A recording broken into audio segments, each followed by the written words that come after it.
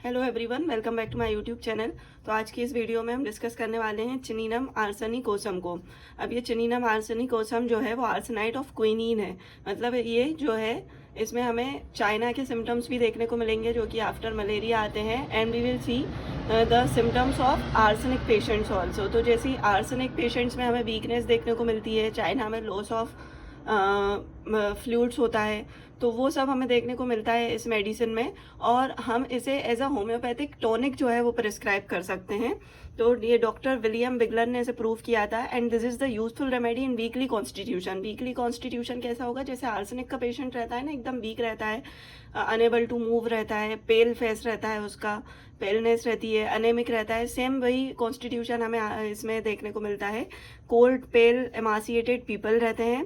इन prolong सप्यूरेशन after haemorrhages के बाद अगर पेशेंट आता है हमारे पास और उसमें बहुत ज़्यादा वीकनेस है, कोल्ड पेल उसका कॉन्स्टिट्यूशन है, तो हम इसे प्रिस्क्राइब कर सकते हैं। And the symptoms of general weariness and prostration. Prostration क्या होता है? वीकनेस के सिम्टम्स आ जाना बहुत सारे। Produced by the drug have been utilised in prescribing homoeopathically as a general tonic. Means ये जो ड्रग है, ये जो मेडिसिन है, इसको एज अ होम्योपैथिक टॉनिक की तरह हम जो है as a homeopathic general tonic की तरह हम प्रिस्क्राइब करते हैं। और जिसमें हम इसका मदर टिंचर को मेनली जो है यूज़ करते हैं। डिप्थेरिया के केस में, डिप्थेरिया क्या होता है? एक बैक्टीरियल इन्फेक्शन है अपर रेस्पिरेटरी ट्रैक्ट का। स्पेशली प्रोलॉन्ग्ड केसेस अगर आ रहे हो, मलेरिया के केसेस हो, न्यूरालजिया के, तो ये क्यूरेटिव रहती है ऐसे केसेस में। It is also useful in asthmatic attacks which recur periodically with great prostration. अगर अस्थमा के पेशेंट्स आते हैं जिनमें अस्थमेटिक अटैक्स जो हैं पीरियोडिकली आते हैं, फॉर एग्जांपल 1 वीक के गैप से अस्थमेटिक अटैक्स आ रहे हैं, या फिर आफ्टर एवरी 24 आवर्स, या कुछ भी पीरियोडिसिटी हमें देखने को मिल सकती है। और उस पेशेंट में अस्थमेटिक अटैक्स के साथ क्या होगा? ग्रेट प्रोस्ट्रेशन होगी, बहुत ज़्यादा वीकनेस देखने को मिलेगी, पेलनेस देखने को मिलेगी। तो हम इसको as a general tonic prescribe कर सकते हैं। अब गाइडिंग सिम्टम्स में न्यूरालजिया देखें तो न्यूरालजिया क्या होता है? नर्व पेन, पीरियोडिसिटी उसमें भी इंटेंसिफाइड रहेगी। And irritable mood precedes the headache. Patient में क्या होगा? इरिटेशन होगी, और इरिटेशन के बाद हेडेक होने लगेगा, which is aggravated by mental and bodily exercise. कि हेडेक अगर हो रहा है, न्यूरालजिया में भी नर्व पेन हो रहा है अगर क्रेनियम में, तो वो कैसे पड़ेगा?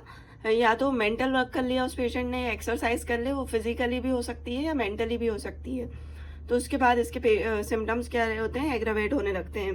गैस्ट्रालजिया, गैस्ट्रालजिया क्या होता है? Gastric pain which is cause due to nerves.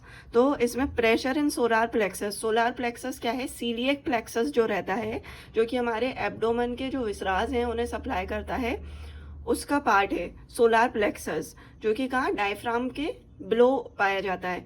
तो इसमें प्रेशर फील होगा, पेन होगा, गैस्ट्रालजिया होगा पेशेंट में, विद टेंडर स्पाइन। स्पाइन जो है उसके अलोंग उसमें भी पेन होगा, just at back of its alteration of hyperacidity patients में देखने को मिलती है। और अभी गाइडिंग सिम्टम्स आगे हम देखेंगे कि इन पेशेंट्स का डाइजेशन जो है वो इम्प्रॉपर रहता है। तो समटाइम्स उनमें क्या होगा? हाइपर एसिडिटी हो जाएगी, एसिड का सीक्रेशन बढ़ जाएगा, कभी हाइपो एसिडिटी हो जाएगी। तो दोनों में ही जो है चिनिनम आर्सेनिकोसम वर्क करेगी। नोजिया एंड वोमिटिंग होगी, followed by sleep.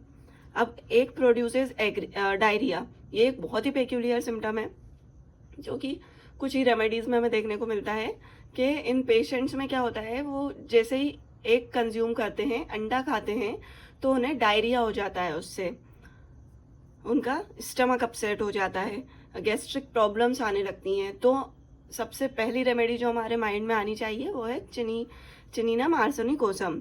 गैस्ट्रालजिया from coarse food. Coarse food जो होते हैं, जैसे इल बेक्ड ब्रेड है, ठीक से बेक नहीं किया गया है कोई भी चीज़ को, और उसे अगर पेशेंट लेता है और उसके बाद गैस्ट्रालजिया हो जाता है, तो उसके लिए भी एक वंडरफुल रेमेडी है। Indigestion from unripe fruits. Unripe fruits लेने से इंडाइजेशन होता है, इन्हें एग लेने से इंडाइजेशन होगा। एंड इल बेक्ड फूड ले लिया अगर, उससे इनमें स्टमक की प्रॉब्लम्स, कंप्लेंट्स देखने को मिलती हैं।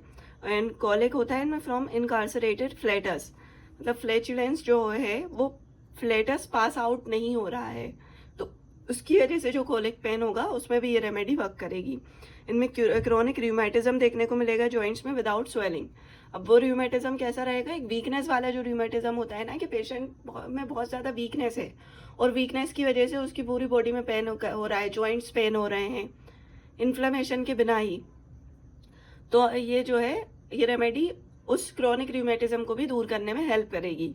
इंटरमिटेंट फीवर में देख सकते हैं with great prostration and periodicity. Intermittent fever में एक तो पीरियोडिसिटी रहती है एंड इनमें क्या रहेगा, ग्रेट प्रोस्ट्रेशन रहेगी, बहुत ज़्यादा वीकनेस रहेगी। चिल स्टेज इनमें प्रीडोमिनेट्स करेगी with little thirst and continuous to almost convulsive yawning. एंड इनमें जो है ऊपर देखने से सडनली क्या होता है, चक्कर आने लगते हैं और ये भी एक वीकनेस का एंड अनेमिया का साइन है। अपार्ट फ्रॉम दिस हमें देखने को मिलता है कि इन पेशेंट्स में हेमिक्रेनिया रहता है। हेमिक्रेनिया मीन्स आधे सर में दर्द होना, स्पेशली किस साइड मिलेगा, लेफ्ट साइड हेडेक मिलेगा इसमें। और उसका एलिमेंट क्या है, वो है फ्रॉम फ्राइड, कि अगर ये पेशेंट्स किसी चीज़ से बहुत तेज डर जाते हैं, इन्हें उससे शॉक लग जाता है, तो इनमें हेमिक्रेनिया प्रोड्यूस हो जाता है। एनोरेक्सिया क्या है, लॉस ऑफ एपेटाइट, इनका जो डाइजेशन है वो पूरा डिस्टर्ब है and due to digestion troubles ये पेशेंट्स में लॉस ऑफ एपेटाइट रहेगी। लॉस ऑफ एपेटाइट होने से क्या होगा, पेशेंट ठीक से खा पी नहीं रहा है, तो जो बॉडी को न्यूट्रिएंट्स मिलने चाहिए थे वो न्यूट्रिएंट्स प्रॉपरली नहीं मिल रहे हैं and that is the main cause of the prostration and weakness in these patients, है ना। अब कार्डियक डिस्निया होगा, early myocardial degeneration after acute infection. Skin में कोई भी एक्यूट इन्फेक्शन होंगे उसके बाद हमें इन डिजनरेशन देखने को मिलेगा, स्पेशली मायोकार्डियल मसल। पाल्पिटेशंस होंगी, पाल्पिटेशंस कैसी होंगी, and sensation as if heart is stopped. Palpitations क्या होते हैं कि जो धड़कन है हमारी उसको महसूस करना, कि वो जो पेशेंट है उसे वो हार्ट बीट जो है वो फील हो। बट इन पेशेंट्स में ऐसी सेंसेशन आएगी जैसे उनका हार्ट जो है वो स्टॉप हो चुका है, हार्ट ने वर्क करना बंद कर दिया है। और ये सारे इनमें प्रोस्ट्रेशन की वजह से आ रहे हैं ये सिम्टम्स। पीरियोडिक अस्थमिक अटैक्स रहते हैं which we have already discussed, है ना। Sleeplessness due to nervous causes, किसी चीज़ का स्ट्रेस है माइंड में, किसी चीज़ से डर गए हैं, तो इन्हें में क्या देखने को मिलेगा, स्लीपलेसनेस देखने को मिलेगी। Coldness of head, hands, feet, knees and limbs, और इसका रीज़न वही है, वीकनेस है, मेटाबॉलिज्म स्लो डाउन हो चुका है, इनमें लॉस ऑफ एपेटाइट हो चुकी है, एनर्जी नहीं है इन पेशेंट्स में बिल्कुल भी, और उसकी वजह से हमें देखने को मिलेगी कि इनके जो हाथ पैर हैं वो ठंडे रहते हैं, कोल्डनेस रहती है फीट की, लिम्स की, हैंड्स की, and continuous fever with oscillating temperature. Oscillating temperature क्या हुआ कि टेम्परेचर जो है वो स्टेबल नहीं रह रहा है, कभी बहुत ज़्यादा इंक्रीज हो रहा है तो कभी पेशेंट कैसी कंडीशन में जा रहा है, हाइपोथर्मिया की कंडीशन में जा रहा है। तो ये देखने को मिलेगा हमें। इल इफेक्ट्स ऑफ टोबैको देखने को मिलेंगे, स्वेट प्रोफ्यूज होगा और एग्जॉस्टिव एट नाइट। स्वेट जो है बहुत ज़्यादा पसीना आएगा और स्पेशली नाइट में बहुत ज़्यादा आता है। और ये भी देखा था हमने डाइजेस्टिव ट्रबल्स में कि hyper acidity and hypo acidity दोनों के लिए ये मेडिसिन बहुत अच्छा एक्शन करती है। तो इसे as a appetite, generally appetite increase करने के लिए भी हम ये टॉनिक दे सकते हैं, क्योंकि ये सारे वो सिम्टम्स को कवर कर रही है।